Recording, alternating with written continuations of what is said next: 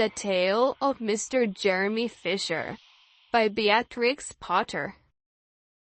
Once upon a time, there was a frog called Mr. Jeremy Fisher. He lived in a little damp house amongst the buttercup at the edge of a pond. He was quite pleased when he looked out and saw a large drop of rain splashing in the pond. "I will get some worms and go fishing and catch a dish of minnows for my dinner," said Mr. Jeremy Fisher. "If I catch more than 5 fish, I will invite my friends, Mr. Alderman Ptolemy, Tortoise, and Sir Isaac Newton." The alderman, however, eats salad. Mr. Jeremy put on a mackintosh and a pair of shiny galoshes.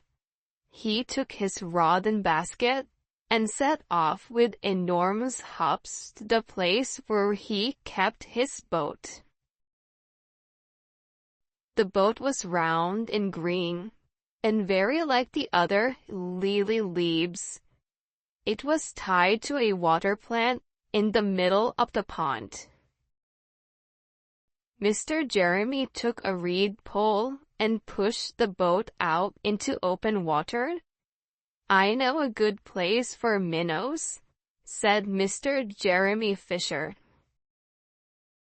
Mr. Jeremy stuck his pole into the mud and fastened his boat to it.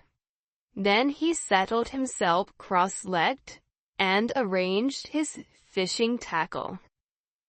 He had the dearest little red float. His rod was a tough stalk of grass. His line was a fine long white horsehair, and he tied a little wriggling worm at the end. The rain trickled down his back, and for nearly an hour he stared at the boat. "This is getting tiresome. I think I should like some lunch," said Mr. Jeremy Fisher. He punted back again amongst the water plants and took some lunch out of his basket. "I will eat a butterfly sandwich and wait till the shower is over," said Mr. Jeremy Fisher.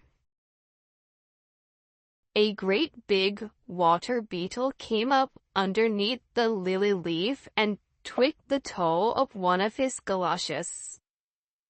Mr. Jeremy crossed his legs up shorter, out of reach, and went on eating his sandwich.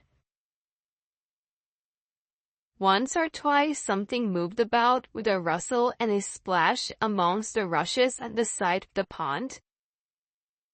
"I trust that is not a rat," said Mr. Jeremy Fisher. "I think I had better get away from here." Mr. Jeremy shoved the boat out again a real way and dropped in the bait. There was a bite almost directly. The float gave a tremendous bobbit. "A minnow! A minnow! I have him by the nose!" cried Mr. Jeremy Fisher, jerking up his rod. But what a horrible surprise! Instead of a smooth fat minnow, Mr. Jeremy landed little Jack Sharp, the stickleback, covered with spines. The stickleback floundered about the boat, pricking and snapping, until he was quite out of breath. Then he jumped back into the water. And while Mr. Jeremy sat disconsolately on the edge of his boat, sucking his sore fingers and peering down into the water, a much worse thing happened. A really frightful thing it would have been if Mr. Jeremy had not been wearing a mackintosh. A great big enormous trout came up cur flop with a splash, and it seized Mr. Jerry with a snap. Oh, oh, oh. And then it turned and dived down to the bottom of the pond. But the trout was so displeased with the taste of the mackintosh that in less than half a minute, it spat him out again. And the only thing it swallowed was Mr. Jeremy's galoshes. Jeremy bounced up to the surface of the water like a cork and the bottles out of a soda water bottle. And he swam with all his might to the edge of the pond.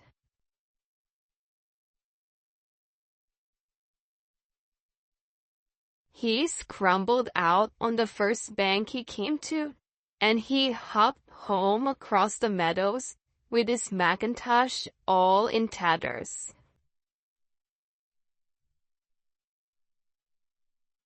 "What a mercy! I was not a pike," said Mr. Jeremy Fisher. "I have lost my rod and basket, but it does not much matter, for I am sure I should never have dared to go fishing again."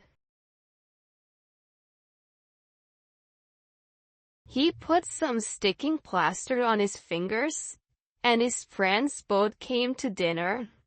He could not offer them fish, but he had something else in his larder.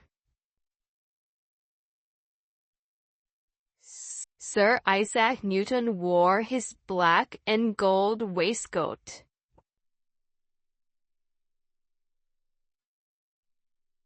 And Mr. Alderman Ptolemy Tortoise brought a salad with him in a string bag.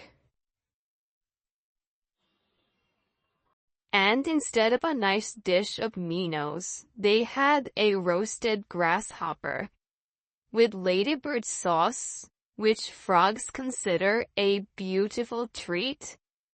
But I think it must have been nasty. The end.